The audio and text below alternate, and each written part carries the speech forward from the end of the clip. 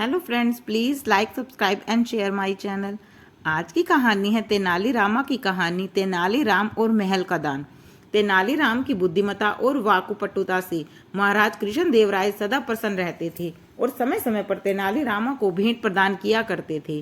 तेनालीराम ने भी इन भेंटों को संग्रह कर अच्छी धन संपदा एकत्रित कर ली थी। एक दिन जब वह राज दरबार पहुंचा तो उसने कीमती वस्त्र और आभूषण धारण कर रखे थे, जिसे देख महाराज ने कहा, तेनाली, क्या तुम्हें आभास है कि तुम्हारी वेशभूषा और रहन सहन में बहुत परिवर्तन आ चुका है? प्रारंभ में तुम्हारी वेशभूषा अति साधारण रहा करती थी। क्या बात है? तेनालीरामा ने उत्तर दिया, महाराज, समय के अनुसार मनुष्य की वेशभूषा और रहन सहन परिवर्तित होते रहते हैं और उनमें धन की विशेष भूमिका रहती है। आपके द्वारा दी गई भेंटों से मैंने पर्याप्त बचत की है, उन्हीं को खर्च कर मैं ऐसी वेशभूषा धारण कर पा रहा हूँ। तो इसका अर्थ यह हुआ कि तुम्हारे पास धन की कोई कमी नहीं है। इस स्थिति में तो तुम्हें दान पुण्य करना चाहिए, महाराज बोले। ये सुनकर तेनालीराम बात पलटते हुए बोले, महाराज, धन मेरे पास अवश्य है, किंतु इतना नहीं है कि उसमें से दान पुण्य कर सकूं। तेनालीरामा की ये बात महाराज को खटक गई।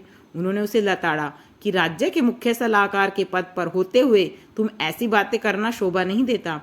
तेनालीराम क्या करता, क्षमा याचना करते हुए बोला, महाराज क्षमा करें, मैं अवश्य दान करूंगा। आप ही मुझे बताएं कि मुझे क्या दान करना चाहिए। महाराज ने उसे एक भव्य भवन का निर्माण कर दान में देने का परामर्श दिया। तेनालीरामा ने महाराज के परामर्श पर उनकी स्वीकृति दे दी। उस दिन के बाद से तेनालीराम भव्य निर्माण में जुट गया। कुछ माह में भव्य भवन निर्मित भी हो गया।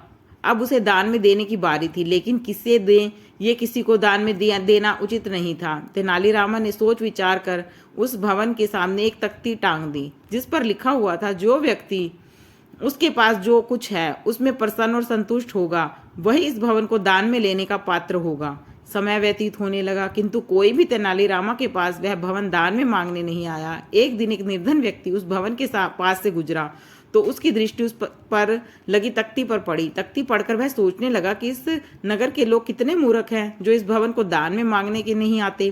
क्यों ना मैं ही इस भवन को दान में मांग लूं। वह तेनालीरामा के पास पहुंचा और उससे भवन दान में देने की याचना करने लगा।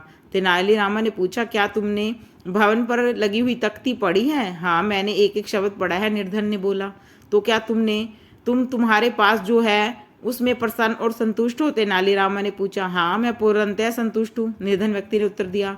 तो फिर तुम्हें इस भवन की क्या आवश्यकता है? यदि तुम्हें इसकी आवश्यकता है तो फिर तुम्हारी ये बात झूठी है कि तुम अपने जीवन में उपलब्ध चीजों से संतुष्ट हो। ऐसे में तुम इस भवन को दान में लेने के पात्र नहीं हो सकते। तेनालीरामा की बात सुनकर निर्धन व्यक्ति अपना समूह लेकर चला गया। उसके बाद कोई भी उस भवन को दान में मांगने नहीं आया। कई दिन बीत जाने पर भी भवन दान में न दिए जाने की बात जब राजा तक के कानों में पड़ी तो उन्होंने तेनालीरामा को बुलाया और उसका कारण पूछा। तेनालीराम ने सारी बात बता दी। महाराज यह बात सुनकर हंस पड़े कि तेनालीराम अपनी बुद्धिमत्ता से दान देने से बच गया।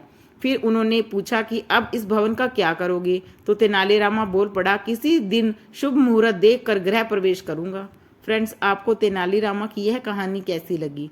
आप अपने कमेंट्स के द्वारा हमें अवश्य बताएं। ये तेनालीरामा की कहानी पसंद आने पर आप इसे लाइक और शेयर करें। ऐसे ही मनोरंजक कहानियाँ पढ़ने के लिए सब्सक्राइब कर सकते हैं हमारे चैनल को। Thank you.